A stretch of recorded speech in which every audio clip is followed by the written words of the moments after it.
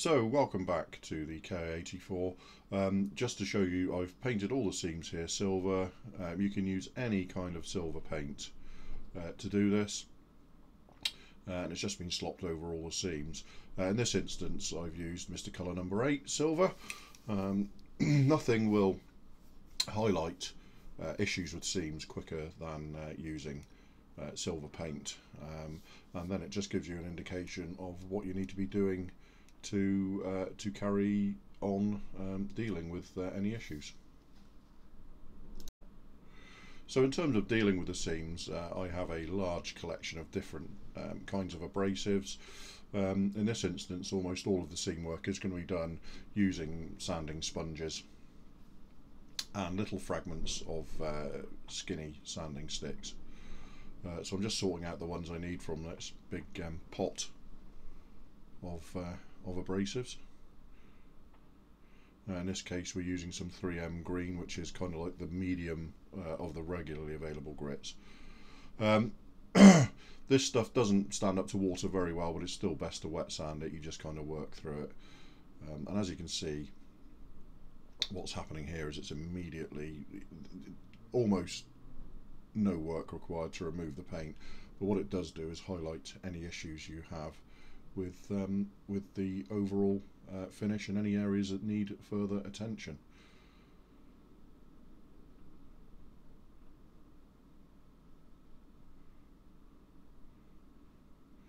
Just clean it off and check, and you can see overall our finish isn't too bad here. The model's actually gone together very, very well, and is sanding out very, very nicely.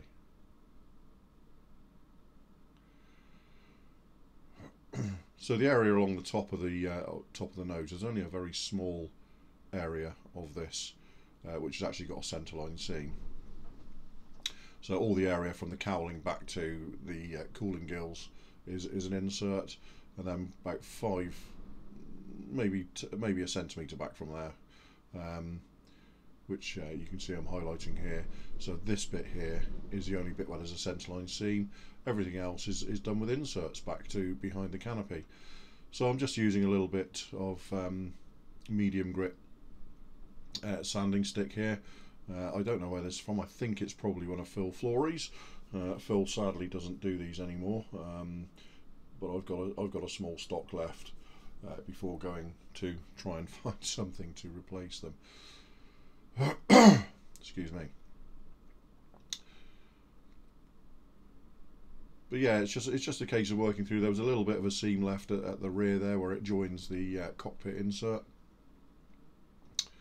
So tiny little bit of sanding there, just along that seam to ensure that it's gone.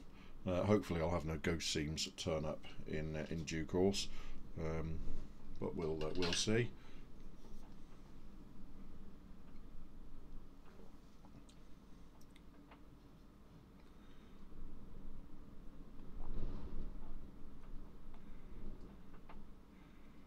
And so then I'm going back to that green 3M sanding sponge and just polishing it out wet to make sure all the scratches are removed. And like I previously said, the fact that you've used silver paint here will throw any scratches that are remaining really into sharp relief. I can see there's a couple there that still exist, so a little bit more polishing back will be required, but it's nothing major. There I'm using another Phil Flory's sanding stick, just a fresher piece, and it's a full-size sanding stick, just to get rid of the last few of those very minor scratches at the rear of that centerline seam. But be very careful not to intrude onto the inserts, because the inserts with a little bit of trimming fitted very nicely indeed, so I don't really want to interfere with them any more than I have to.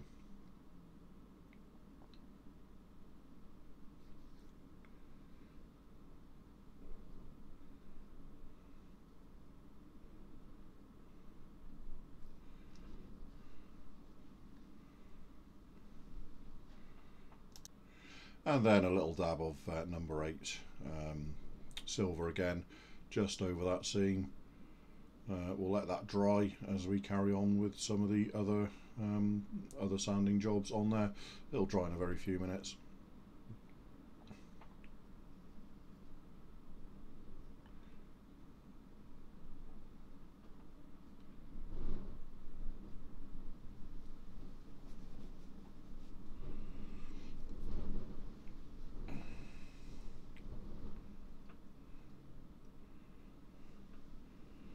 And then just moving on to that seam behind the fuselage, oh sorry, behind the cockpit area, and just lightly wet sanding that through and up onto the fin there, just to check what the seam looks like.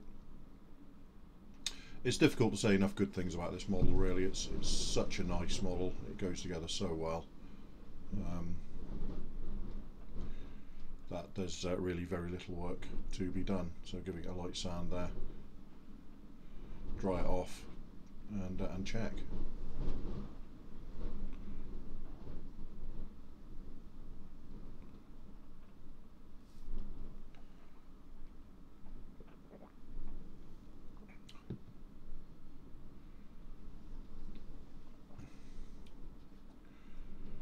Apologies for any background wind noise during this this overdub. It is the weekend of the storms here in the UK, so it's very windy outside.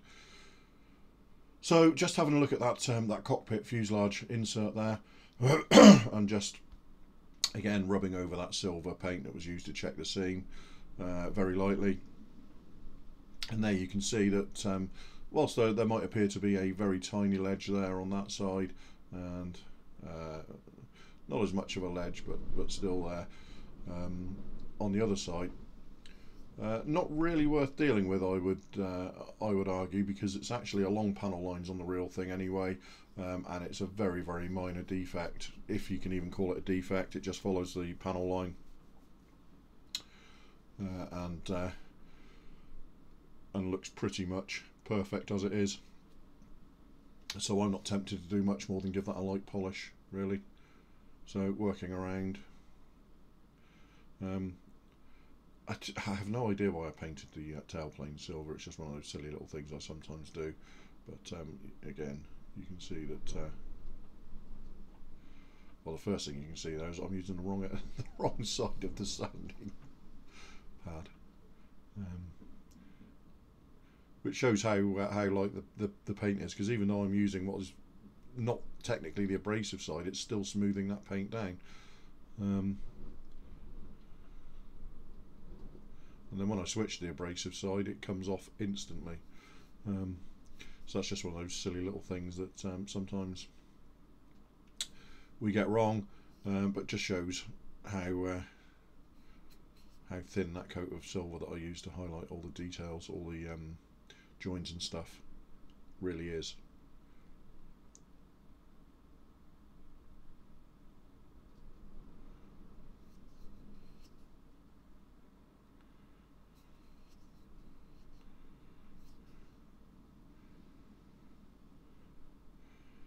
And then just going in and polishing the wing roots there. The wings were pretty much a perfect fit after that little bit of trimming you saw me do in a previous video, to some areas, like removing that spacer and doing some relatively minor trimming and sanding of the internal parts afterwards, and the wing basically dropped into place very, very nicely. No issues at all.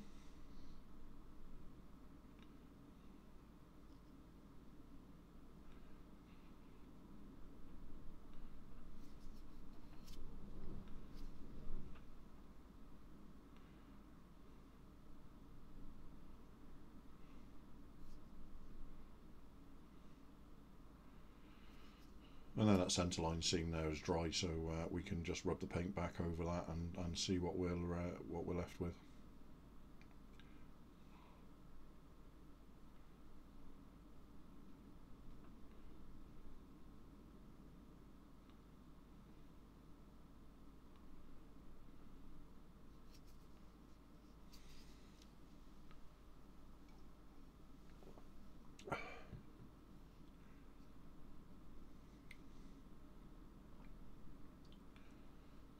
that's pretty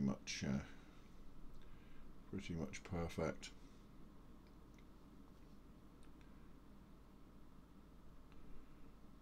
Just a very light sanding, a couple of very minor scratches there.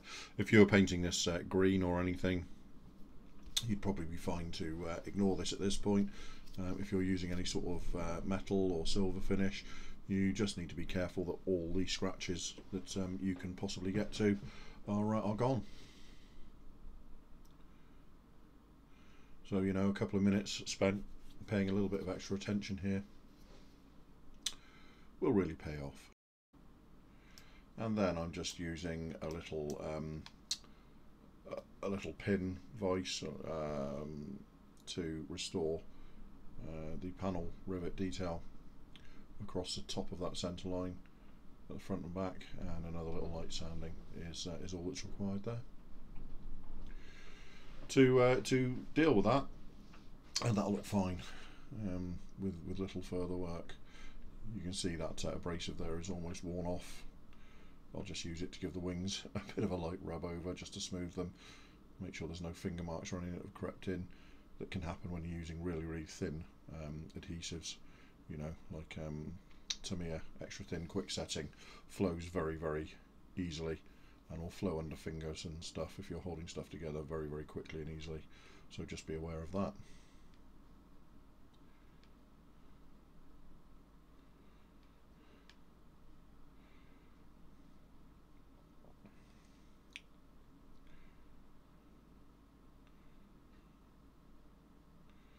And then a little bit of a trim of the trailing edges of the wings there.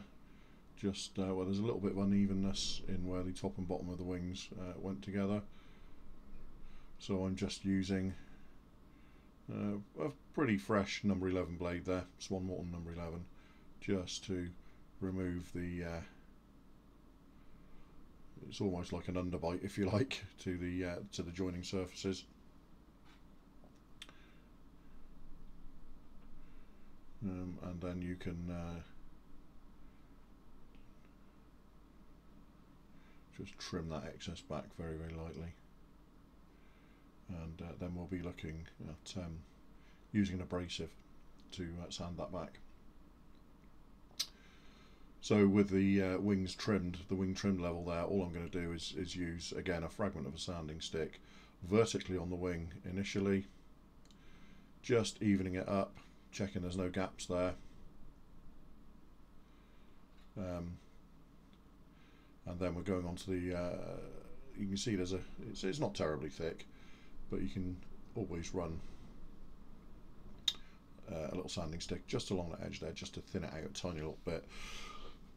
It's not going to be terribly obvious, so nothing to get overly concerned about, but you know, again, all of these things are a few minutes here and there, just to raise the overall level of the model,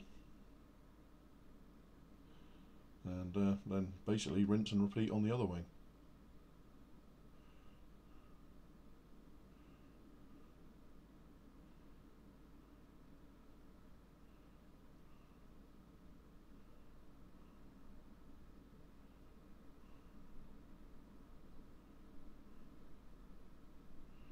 You see it's the slightest little shaving there of plastic. It's not very much at all, but it will be quite obvious in looking at the finished model if you don't do this.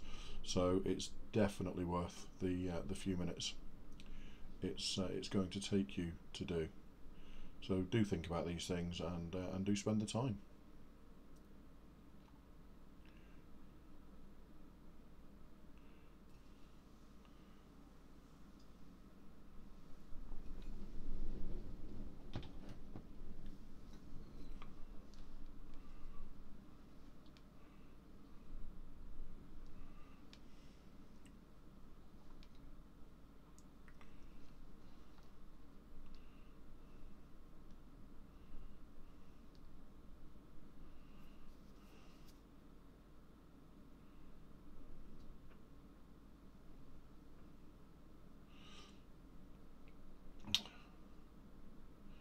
And that's them done.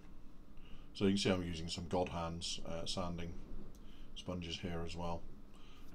I just tend to collect different abrasive materials. Whenever somebody releases a new kind of abrasive, I generally I will tend to at least try it and see what it brings to the party, if you like. And we're just going around the other wing surfaces on the wingtips and stuff, just checking that they're blended in.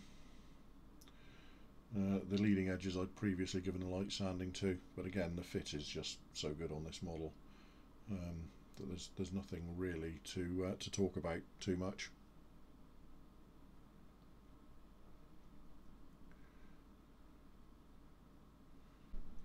So pretty much what we're left with here in terms of fuselage joins is this lower rear fuselage, and you can see there's a little bit of damage that's been done there where the wing joined the rear fuselage.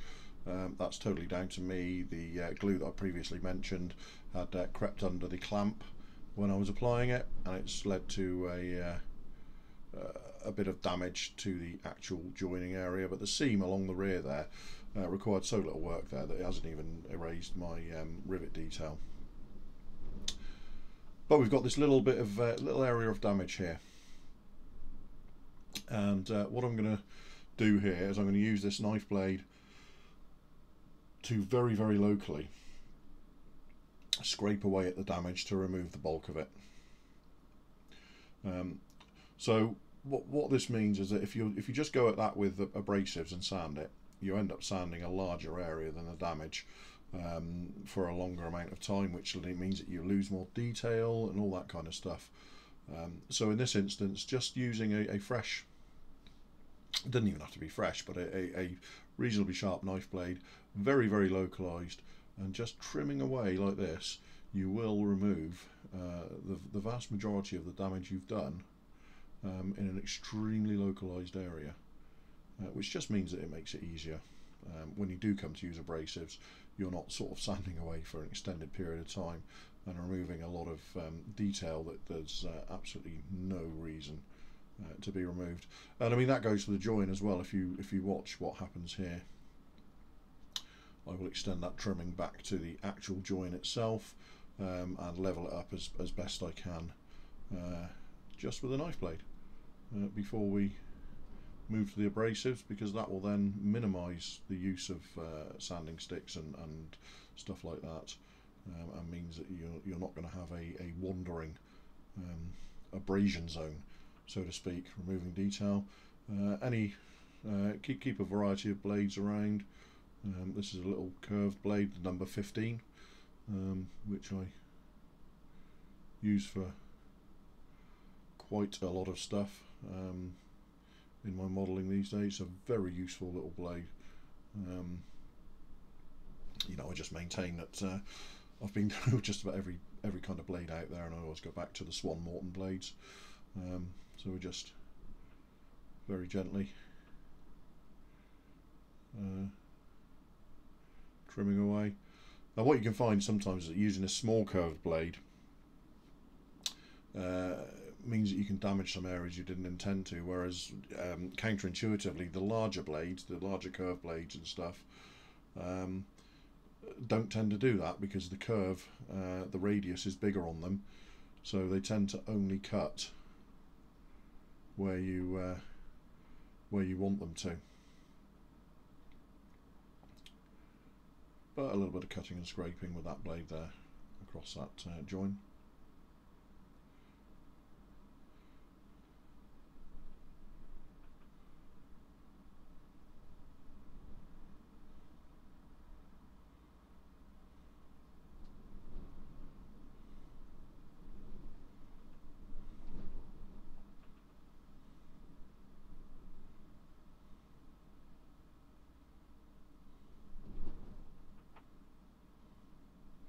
Again, you can see a silver paint's disappearing as I'm scraping that join, which shows how good the overall fit is.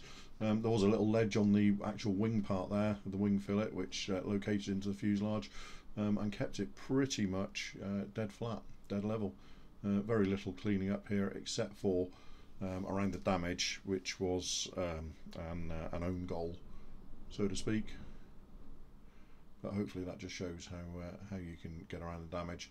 And then going back to my little fragment of Flory sanding stick there, and you can see how it means that I can really localise the actual sanding I'm doing. The only thing to be careful here is that you don't create any dips in the surface.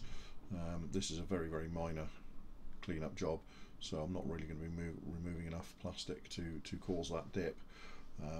But if you're doing more extensive conversion work or seam work, it's equally important to check that you don't create a dip, because you can either live with that or you end up going back and sort of applying multiple layers of filler or superglue or whatever to level that dip out, because it can appear very obvious on finished models, especially again if you're doing some kind of a metal finish.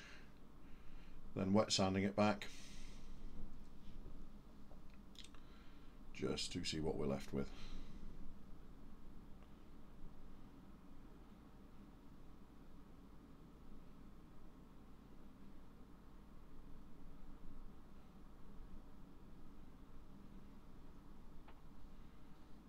And this is a very light, very fine abrasive, so I'm not really doing any damage, just polishing it all in so it's consistent, and that's removed most of that damage from that area. There's potentially a little bit of Mr. Surfacer 500 and some rescribing to do afterwards, but that is effectively it done.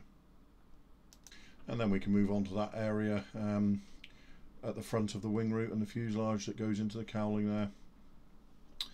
And because of the modifications, or I should say the slight trims and stuff I'd made, the fit was actually very nice here in the end. Just a bit of scraping and some light sanding was needed, just pushing the blade around there to make sure I maintain the panel line there at the rear of the cooling gill slot. But yeah, I'd actually thought that I was going to be using some filler on this to clean this joint up, and ultimately it turned out to be unnecessary. It glued in place and held really nicely. I mean, there's a small dip there. You can see there's a silver area there. That's actually a recess which the join line goes across. So that will get a coat of some Mr. Surfacer or something, then using a ball-shaped cutter later on to eke that out again. But yeah, it actually was a really nice fit ultimately, far better than my test fitting initially. If you remember the initial videos where I was doing all that trimming and stuff on the interior parts to get everything to fit. It actually ended up being a far better fit than I had perhaps expected that to be, and the same on the other side. So what I thought was going to be a quite involved clean-up, filling and sanding job turned out to be a little bit of light scraping and some very fine abrasive work, and that was about it ultimately. And it's also worth noting that in areas like this you check what's actually going to be visible on the finished model, because in this instance there's a set of exhausts and cooling gills to go there, and they cover quite a lot of this area anyway, so it's just always worth checking that you're not doing work on a model like this that is going to be completely invisible come the end, because it's just, you know, it's wasted time that could be used on something else that matters on the model. So yeah, just one to think about there. I'm not a fan of these people who not that's wrong when I say I'm not a fan of these people. I'm not a fan of the school of thought that says if there's lots of detail in a model nobody can see it, that at least you know it's there. To me that's a pursuit of the pointless. If you know it's there but nobody, not even you, can see it, you know, effectively, as far as I'm concerned, that's time wasted. Strictly a personal opinion. If you like doing that, all power to you. I would never see the point in wasting that sort of time on something that won't be in any way visible or enhance the finished model because you can't see it. But yeah, that was those leading edges turned out to be surprisingly easy to do. I was actually not looking forward to that part. It's a finicky little area, and you know, there's a few joins that come together in that area which could make it awkward. As it was, it turned out to be a really quick and simple job. No dramas at all.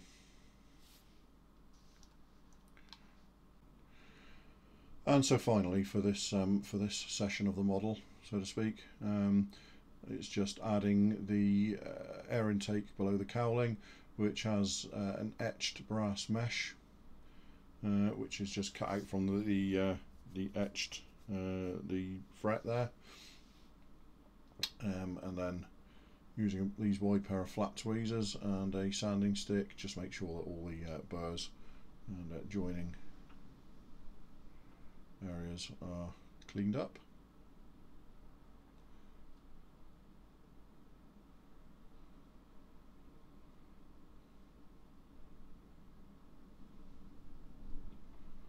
A lot of etch is very, very fragile, very thin, so be very careful if you're sanding perpendicular to a burr or anything like that, or an edge. Make sure you've got that edge clamped very, very close to stop any bending of the part. I've still bent that actually a little bit, but it's not going to matter on the model as such. And then it's just a case of using a little dab of super glue.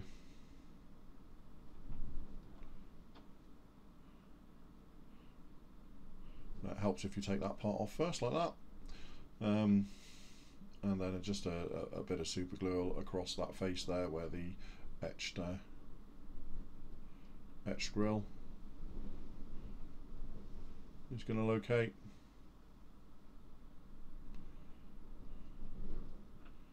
Put it in place, and then you're going to pop the intake on immediately, and try not to knock it loose like I did there, but there you go, that's put back in place. And then before the super glue is properly set, I'm just going to pop that air intake in place there, like so. Again, you can see the fit is pretty much perfect of that. I was surprised there was no grill for the rear of it actually, but it's one of those little things that's barely going to be seen if you know, if any, unless somebody picks the model up. So I'm using standard Tamiya thin, extra thin here, not the quick setting, just the extra thin, because I don't need any of the qualities of the extra thin.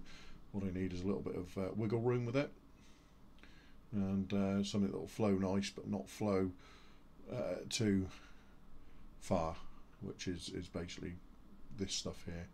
So there you go, just a tiny little bit of sanding there, sorry, sanding, idiot, just a tiny little bit of glue there to hold that in place. And for this session, that's pretty much it. So the next session, there's a little bit of work to clean up to do around the rear of the wing join there, which I will do before the next session, and maybe one or two tiny little areas. But overall, that's it. So stay tuned, and I will see you next time.